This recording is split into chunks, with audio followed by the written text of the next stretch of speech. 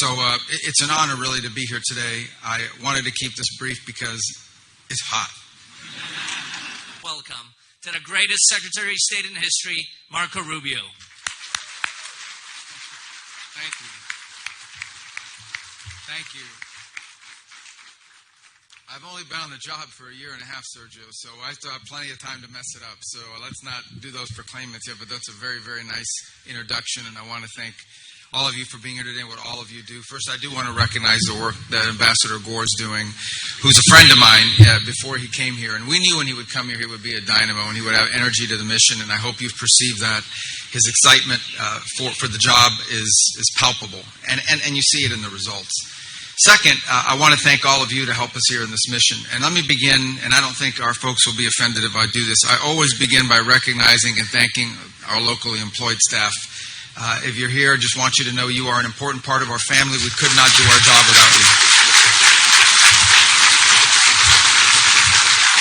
They really are. I mean, they are the institutional memory. You know, our folks, as you know, rotate every 2 or 3 years. We come and go. We go back to D.C. They go to other places. They move on to other assignments.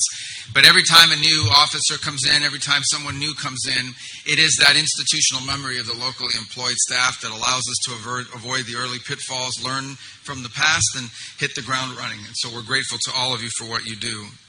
I want to comment about two things. First, about this building. I'm glad to be here. I believe in I know that in my year and a half as Secretary of State, it's the first new building that I get a chance to cut the ribbon on or inaugurate. And obviously this facility, because of all the upgrades it provides us, it makes it easier for you to do the job. But I think, as Ambassador Gore outlined a moment ago, the building stands as more than just brick and mortar. It's more than just the structure. It is, I hope, a sign of our commitment to this important relationship between the United States and India. It is, this relationship between our two countries is at the cornerstone of our approach to the Indo-Pacific. A lot of people aren't aware of this, but I was sworn in as Secretary of State on Tuesday or Wednesday. It was a Tuesday after the inauguration. Within the hour, I was at the State Department, spoke briefly, as is tradition, in the lobby of that building to our staff, and then went immediately upstairs to the 8th floor. And my very first meeting officially as Secretary of State was a meeting of the Quad.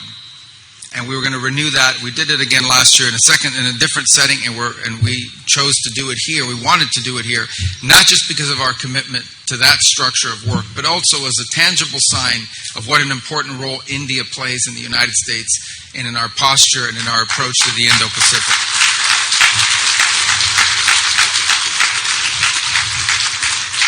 Anchoring that is the relationship between the President and the Prime Minister. It's a personal relationship that dates back to the first administration when the President had a chance to visit here, and it has carried over into this second administration, and you can just see the connection between them, and I think that's incredibly important. It is.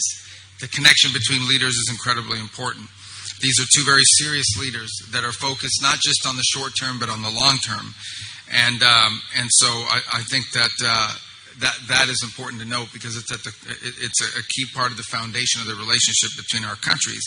And just in the past year, we've seen this partnership deepen in ways that don't often make headlines or aren't splashy, but are important and real and tangible and enduring.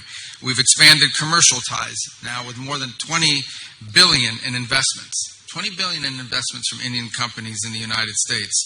We've deepened a security partnership through military exercises in the Indo-Pacific. And of course, as part of that, we recognize that an orderly and a secure consular system is vital to solidifying this important relationship. That's why we're introducing a new America First visa scheduling tool that prioritizes business professionals that strengthen these ties. And the facility, as I said, is not just for those that are applying for visas. It's also for you, the Americans who work here. The men and women of this mission who are at the front lines every single day of advancing America's national interest and in America's national security. So it's an honor really to be here today. I wanted to keep this brief because it's hot. It's hot. Although it's not humid, like I'm from Miami. There's a humid hot and then there's this hot, but it's like, what time is it? It should be getting cooling off by now. And so I don't want to keep you here much longer than you need to be, but I want to say one thing. This facility saved Americans money because it's going to make us more efficient. It's going to allow us to do the work we have to do anyways, but allow us to do it more accurately, faster, and in a more efficient way. And so this is very important. And again, I want to close by thanking the team here at the U.S. Embassy for your hard work, for your professionalism, for your patriotism.